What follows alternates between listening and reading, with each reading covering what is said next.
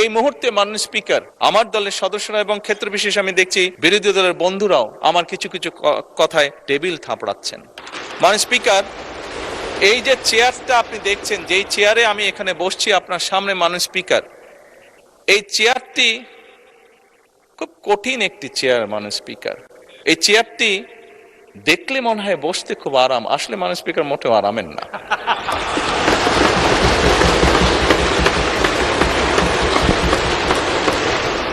এই চেয়ারটিতে বসলে মাননীয় স্পিকার প্রতি মুহূর্তে মনে হয় যে আগুনে তপ্ত হিট আসছে মাননীয় স্পিকার। হাসার কিছু নেই, আমি যা ফিল করি আমি আপনাদেরকে তাই বলছি, মাননীয় স্পিকার, এই চেয়ারের থেকে উঠে দাঁড়িয়ে আপনার সামনে বক্তব্যে আমি হয়তো অনেক পপুলার কথা বলতে পারতাম, যেটাতে আরো অনেক বেশি তালি হতো মাননীয় স্পিকার, কিন্তু এই চেয়ার আমাকে বলে যে আমি সবসময় পপুলার কথা বলতে পারি না, আমাকে সেটাই বলতে হবে।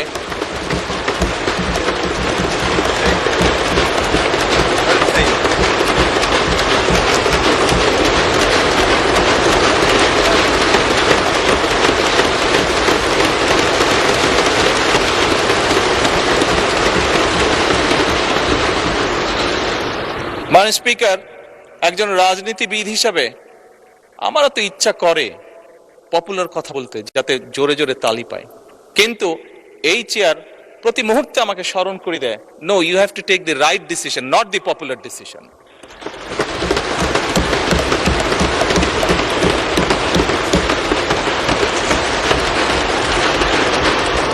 মাননীয় স্পিকার, আপনার মাধ্যমে আজকে এই সংসদের এই সবুজ চেয়ারে যারা বসে আছেন, আমি মনে করি আজকে বোধহয় আমাদেরকে সিদ্ধান্ত নিতে হবে যে আসুন আমরা পপুলার ডিসিশনে আলাপ করব না, আমরা আলাপ করব সঠিক ডিসিশনের ব্যাপারে, রাইট ডিসিশনের ব্যাপারে।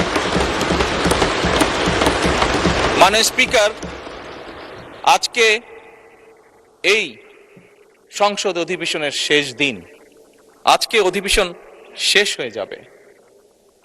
আমার সংসদ নেতা হিসেবে আমার দলের সদস্যদের কাছে, বিরোধী দলীয় বন্ধুদের কাছে, সহকর্মীদের কাছে, সদস্যদের কাছে আমার অনুরোধ থাকবে যে আসুন আগামী অধিবেশন যেটি শুরু হবে সেখানে আমরা আলোচনা করব আমরা কত দ্রুত দেশে বিদ্যুতের সমস্যার সমাধান করতে পারি।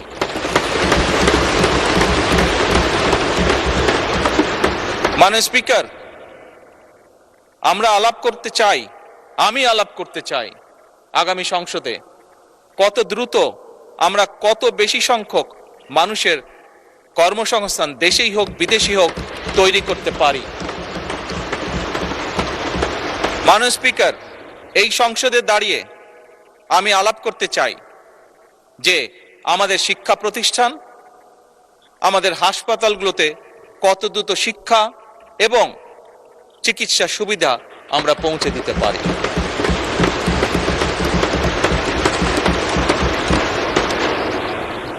মাননীয় স্পিকার, দিনের কার্যবিধিতে আপনি যখন শুরু করেন, বিভিন্ন সময় বিভিন্ন সংসদ সদস্য বলে ওঠেন তার রাস্তায়, তার এলাকায় রাস্তা লাগবে, তার এলাকায় ব্রিজ লাগবে, কারো এলাকায় কালভার্ট লাগবে, স্বয়ং বিরোধী দলীয় নেতা ওনার এলাকার সমস্যার কথা বলেছেন।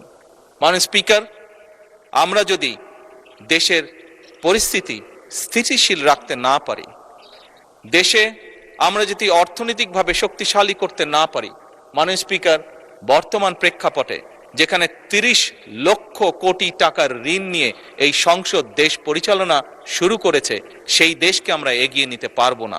আমরা যদি একটি স্টেবল গভর্নমেন্ট রাখি, আমরা যদি একটি স্টেবল পার্লামেন্ট এনশিওর করতে না পারি, মাননীয় স্পিকার, আমরা কোনোভাবেই এই দেশকে সামনে নিয়ে যেতে পারবো না। মাননীয় স্পিকার, এই দেশকে যদি সামনে নিতে হয় তাহলে অবশ্যই আমাদের উভয় পক্ষকে একসাথে কাজ করতে হবে। হ্যাঁ,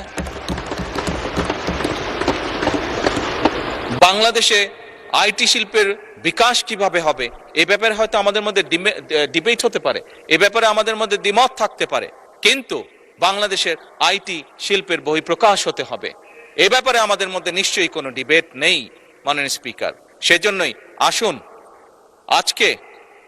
আজকে আমরা সিদ্ধান্ত গ্রহণ করি যে আমাদের আলোচনার বিষয়বস্তু হবে এই দেশের মানুষের ভাগ্যের পরিবর্তন।